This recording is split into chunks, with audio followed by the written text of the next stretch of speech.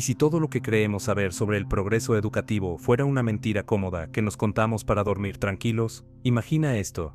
Mientras millones de niños en todo el mundo pasan 8 horas diarias, en aulas con pizarras digitales, tabletas, conectividad 5G y programas de inteligencia artificial que corrigen exámenes en segundos, los resultados en comprensión lectora, pensamiento crítico y razonamiento matemático no solo no mejoran, sino que en muchos casos retroceden. ¿Cómo es posible? ¿Acaso el progreso tecnológico no debería haber revolucionado la educación como lo hizo con la medicina, la comunicación o el entretenimiento? Aquí está la pregunta incómoda. ¿Y si después de más de 2 siglos de escuelas masivas, reformas constantes, ministerios de educación, conferencias internacionales y billones de dólares invertidos, realmente no hayamos avanzado en lo esencial? No en infraestructura, no en acceso. Sí, hay más niños en las aulas que en 1850, 1900 es innegable, pero en el fondo, en el propósito más sagrado de la educación, formar seres pensantes, libres, críticos, capaces de cuestionar el mundo y transformarlo, ¿hemos dado un solo paso adelante? Este no es un ataque a los maestros, al contrario, son los grandes héroes olvidados de esta historia. Tampoco es una defensa de la nostalgia por las escuelas rurales de antaño. Esto es una investigación incendiaria sobre un mito que hemos construido colectivamente, el mito del progreso educativo, un mito que nos permite decir, sí, hay problemas, pero vamos mejorando, mientras generaciones enteras salen del sistema escolar sin saber leer entre líneas, sin entender el clima, sin cuestionar las noticias, sin saber quiénes fueron sus ancestros, sin poder imaginar un mundo distinto. Para entender cómo llegamos aquí, debemos retroceder al origen mismo de la escuela moderna.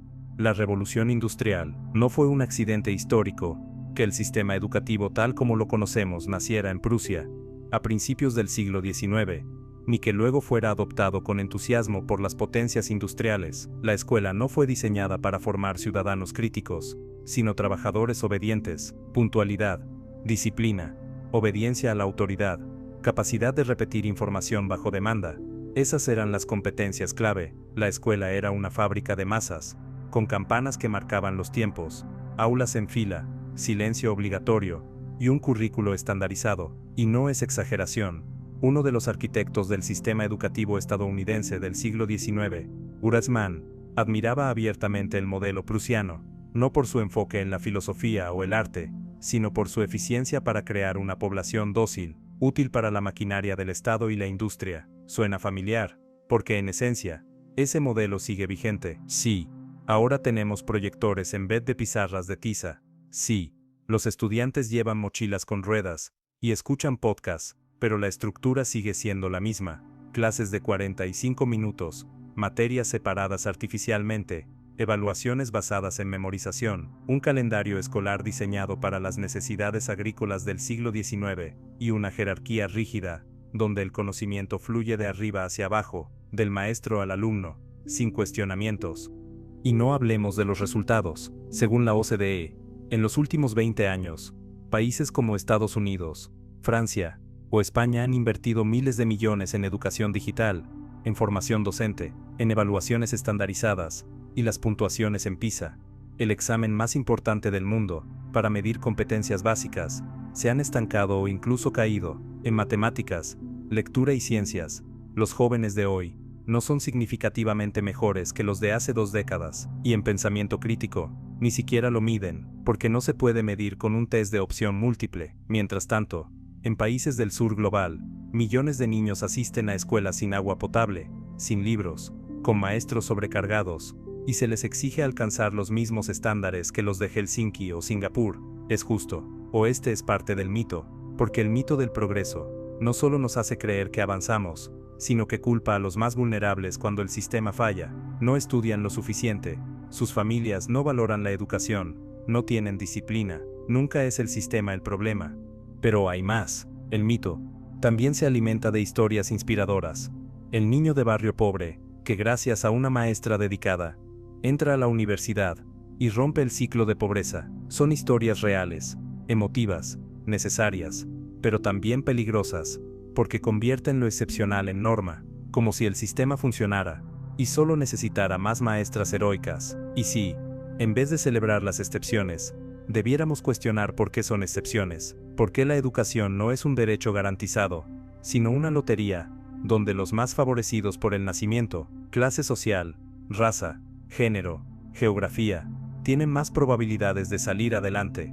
Y ahora, en la era de la inteligencia artificial, el mito se reinventa. Se nos dice que con IA, tutorías personalizadas, Big Data educativo, finalmente lograremos la educación del futuro. Pero, ¿y si la educación del futuro es solo el modelo industrial con mejor software? ¿Y si lo que llamamos innovación no es más que eficiencia en la transmisión de contenidos obsoletos? ¿Y si estamos automatizando la obediencia? Este video no es una condena de la educación, al contrario, es un grito de amor, porque solo quien ama algo profundamente puede criticarlo con tanta intensidad. La educación es uno de los inventos más poderosos de la humanidad. Ha liberado mentes, ha derribado tiranías, ha permitido que personas de todos los orígenes accedan al conocimiento, pero también ha sido un instrumento de colonización, de adoctrinamiento, de exclusión. Y hoy, en un mundo que cambia a una velocidad nunca antes vista, no podemos permitirnos seguir arrastrando un modelo que nació para otra época. No se trata de destruir la escuela, sino de reinventarla, de preguntarnos, ¿para qué educamos? ¿Para que los estudiantes pasen exámenes? ¿O para que cambien el mundo? ¿Para que memoricen fórmulas? ¿O para que cuestionen el poder? ¿Para que se adapten al sistema? ¿O para que lo transformen? En las próximas 30 y tantos minutos, vamos a desentrañar este mito desde sus raíces históricas hasta sus expresiones más modernas. Vamos a escuchar a maestros, estudiantes, filósofos, científicos cognitivos. Vamos a revisar datos incómodos, estudios olvidados, experiencias radicales de educación fuera del sistema. Vamos a hablar de escuelas sin horarios, sin exámenes, sin grados, donde los niños deciden qué aprender. Así que prepárate, porque lo que viene no es un video más sobre educación, es un viaje al corazón de una mentira que todos aceptamos, y que, si no la enfrentamos, seguirá definiendo el destino de millones de mentes jóvenes. Bienvenido al mito, y bienvenido a la posibilidad de romperlo. Y si todo este sistema educativo que damos por sentado, con sus grados, sus exámenes, sus campanas, sus salones ordenados en filas, como asientos de fábrica, no fuera el resultado de una evolución natural hacia el conocimiento, sino el producto deliberado de una ingeniería social, diseñada para mantener el orden establecido, no es una teoría conspirativa, es historia documentada. A mediados del siglo XIX, Miquel, cuando las naciones europeas y sus colonias expandían sus industrias, sus imperios y sus burocracias, necesitaban algo más que trabajadores físicos, necesitaban una población disciplinada, puntual, acostumbrada a seguir órdenes sin cuestionar, capaz de leer instrucciones, escribir informes, y moverse dentro de estructuras jerárquicas, no pensadores, no revolucionarios, no artistas incómodos, funcionarios, soldados, empleados, y para eso, no bastaba con la educación familiar o religiosa, hacía falta una máquina estatal, la escuela obligatoria, masiva, uniforme. Fue en Prusia, donde este modelo se perfeccionó, allí, bajo el influjo del ideal ilustrado, sí, aquel que hablaba de razón, libertad y progreso, se construyó un sistema educativo que, irónicamente, suprimía precisamente la libertad y el pensamiento crítico. El filósofo Johann Gottlieb Fichte, en sus discursos a la nación alemana, 1807-1880, fue claro: la educación no debía formar individuos libres, sino ciudadanos leales al Estado. La educación debe comenzar por destruir la libertad natural del hombre, dijo sin ambages, y así se hizo. La escuela prusiana dividía el conocimiento en materias separadas, imponía horarios estrictos, usaba el castigo físico como herramienta de disciplina, y promovía la competencia entre estudiantes. Todo esto, envuelto en un discurso de igualdad de oportunidades y progreso nacional. Cuando Estados Unidos adoptó este modelo en el siglo XIX, no fue por casualidad. Horace Mann, considerado el padre de la educación pública, N.E.U. viajó a Prusia en 1843 y regresó fascinado, no por la calidad del aprendizaje, sino por la eficiencia del control. En sus informes, alabó el orden, la obediencia, la uniformidad de los estudiantes prusianos. Para él, la escuela era un antídoto contra el caos de la democracia, contra la inmigración descontrolada, contra las clases trabajadoras que empezaban a organizarse. La educación, en sus palabras, era el gran ecualizador social, pero igualaba hacia arriba o hacia abajo, igualaba en derechos o en sumisión. Y aquí está el corazón del mito. Se nos ha dicho que la escuela masiva fue un triunfo de la democracia. Y en parte lo fue. Millones de personas que antes estaban excluidas del conocimiento ahora tenían acceso a él. Pero ese acceso no fue neutral. Lo que se enseñaba, cómo se enseñaba, quién lo enseñaba y para qué se enseñaba. Todo respondía a intereses de Estado, de clase, de raza, de género. En las escuelas segregadas no solo separaban a negros y blancos, enseñaban a los primeros oficios manuales y domesticidad, mientras los segundos recibían formación en liderazgo, ciencia y derecho. En América Latina, las escuelas rurales, muchas veces dirigidas por misioneros, buscaban civilizar a los pueblos indígenas, arrancándoles su lengua, su espiritualidad, su relación con la tierra. En India, bajo el dominio británico, el sistema educativo fue diseñado para crear una clase de nativos ingleses en sangre y color, pero ingleses en gustos, opiniones, moral e intelecto, como dijo el político Thomas Babington Macaulay en 1835.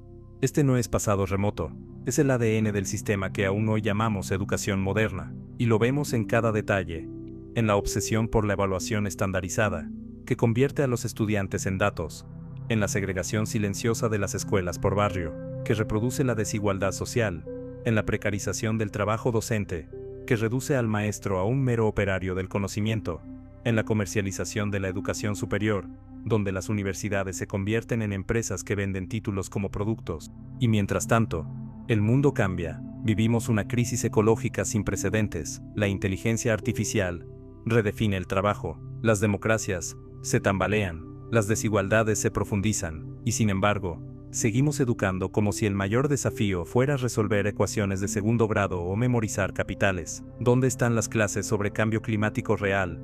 No como un tema más en ciencias, sino como una urgencia existencial que requiere acción colectiva. ¿Dónde están los espacios para hablar de salud mental, de justicia social, de ética digital? ¿Dónde están las escuelas que enseñan a desobedecer cuando la ley es injusta, a dudar cuando el discurso oficial suena demasiado perfecto, a imaginar cuando todo parece perdido?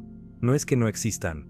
Existen, pero están en los márgenes, en las escuelas comunitarias de Chiapas, que enseñan en Tzotzil, y deciden colectivamente su currículo, en los colegios libres de Barcelona, que funcionan sin exámenes ni grados, en las universidades autónomas de Oaxaca, donde los estudiantes eligen a sus profesores, y deciden qué se estudia, en las aulas de Brasil, donde los niños discuten filosofía desde los 6 años, pero estas experiencias no son el futuro de la educación, son el presente olvidado, porque amenazan con demostrar que otra educación es posible, y si es posible, entonces el sistema actual no es inevitable, es una elección, y como toda elección, puede cambiarse. Pero el mito del progreso también se defiende con sofisticación. Hoy, por ejemplo, se habla mucho de competencias del siglo XXI, pensamiento crítico, creatividad, colaboración, resiliencia. Suena bien, pero en la práctica, muchas veces se traducen en más exámenes, más métricas, más estandarización. Se pide pensamiento crítico, pero se castiga a los estudiantes que cuestionan al profesor. Se alaba la creatividad, pero se califica con rúbricas rígidas, que premian lo predecible. Se habla de colaboración, pero se evalúa individualmente. Es una especie de esquizofrenia educativa, decir una cosa y hacer otra.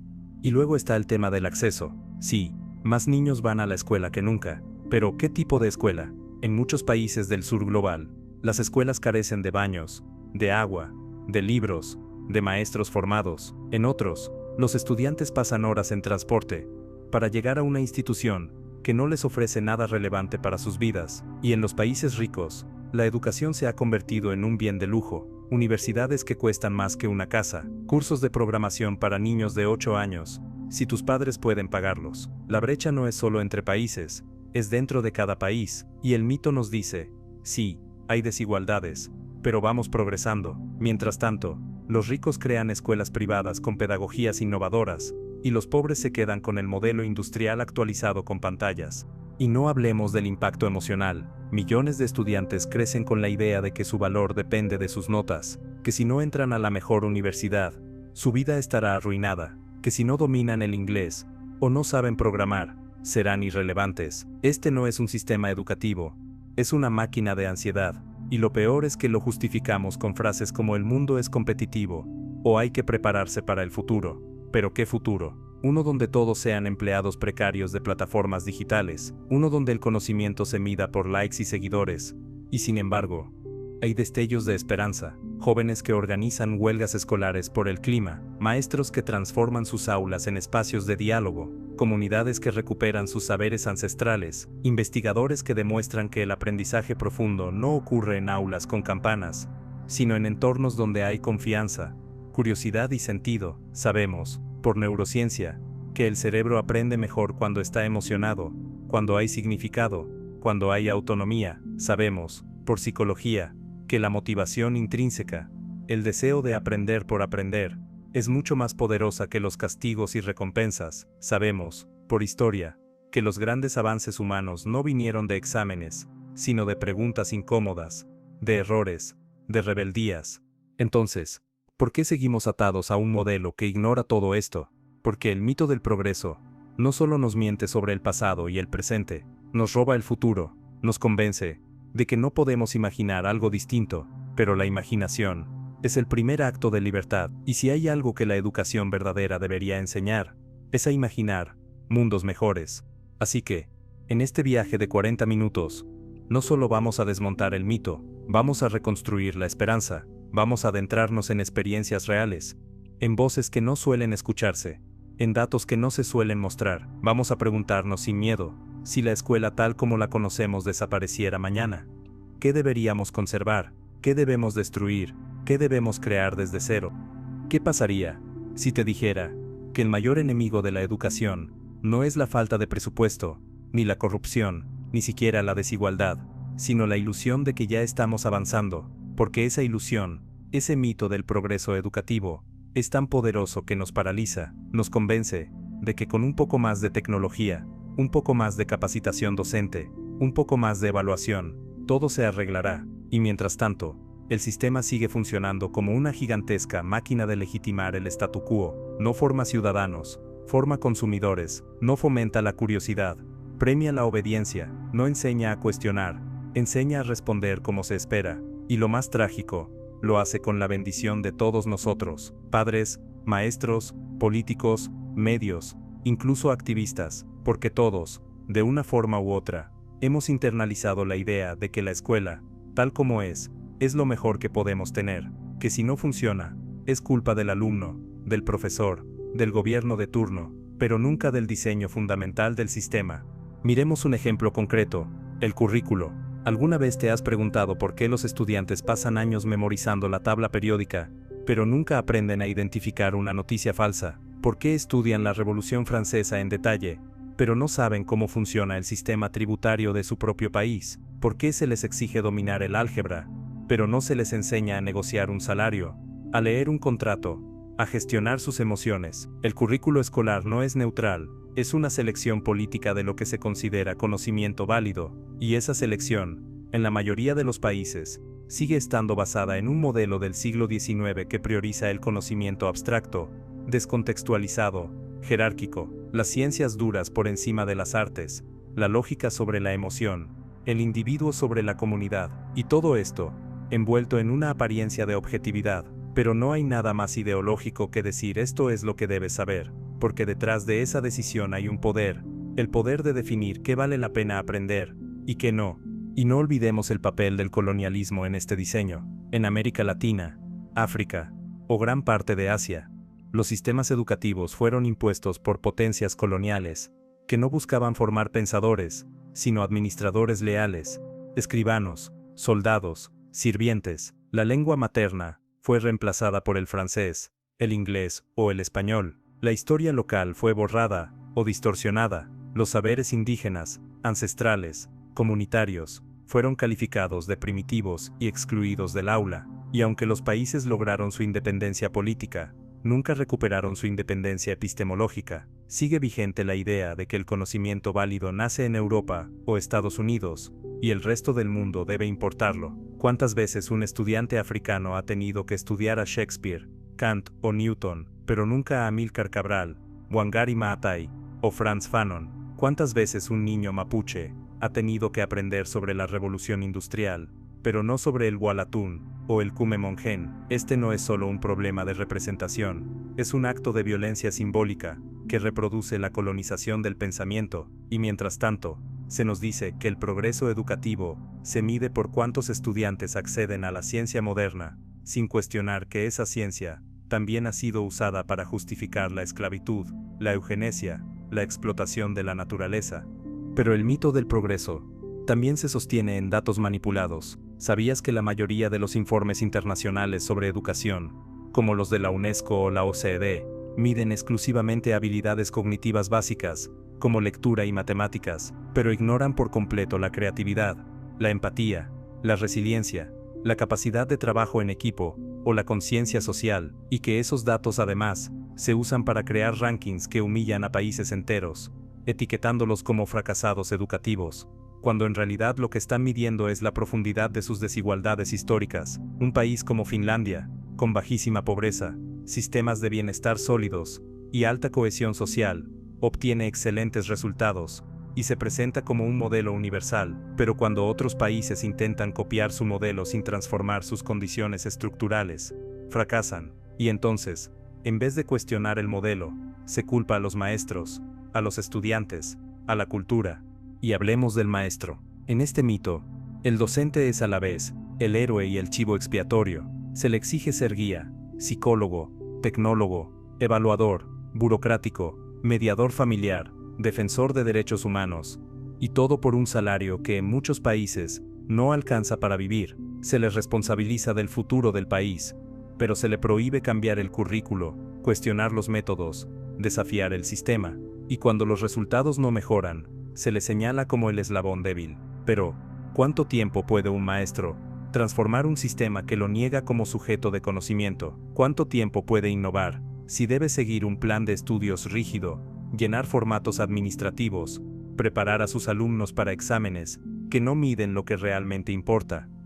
Pero hay resistencias, y esas resistencias son el verdadero motor del cambio. Desde las escuelas libertarias de principios del siglo XX, inspiradas en Ferrer y Guardia o María Montessori, hasta las comunidades indígenas, que educan a sus niños a través del trabajo comunitario, la oralidad y la conexión con la naturaleza, desde los movimientos estudiantiles en Chile, Francia o Hong Kong, que han salido a las calles a exigir una educación digna, hasta los maestros, que en secreto desobedecen el currículo y enseñan lo que realmente importa: justicia, dignidad, amor. Hay experiencias radicales en Sudáfrica, donde escuelas sin muros ni horarios funcionan bajo principios de autogestión. Hay proyectos en Dinamarca, donde los adolescentes diseñan su propio aprendizaje. Hay universidades populares en América Latina, donde el conocimiento no se transmite, sino que se construye colectivamente.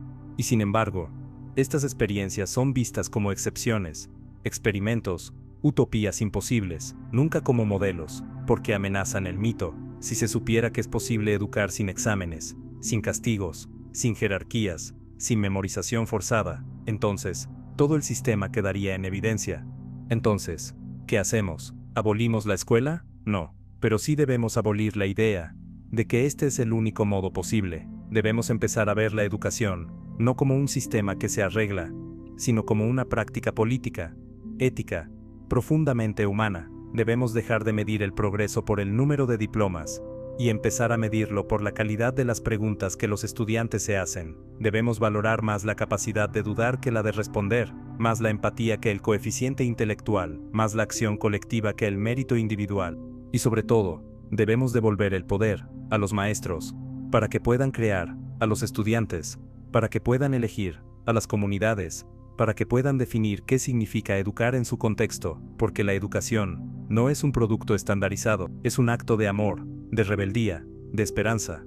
Así que, en los próximos minutos, no solo vamos a desmontar el mito, vamos a construir alternativas, vamos a escuchar voces silenciadas, vamos a mirar con lupa los datos, las historias, las contradicciones, y al final, te hago una promesa: no saldrás de este video con una solución mágica, pero sí, con una pregunta que no podrás dejar de hacerte. Si la educación tal como es no está funcionando, ¿por qué seguimos actuando como si sí? Porque tal vez, el verdadero progreso no sea avanzar dentro del sistema, sino tener el coraje de imaginar uno completamente distinto.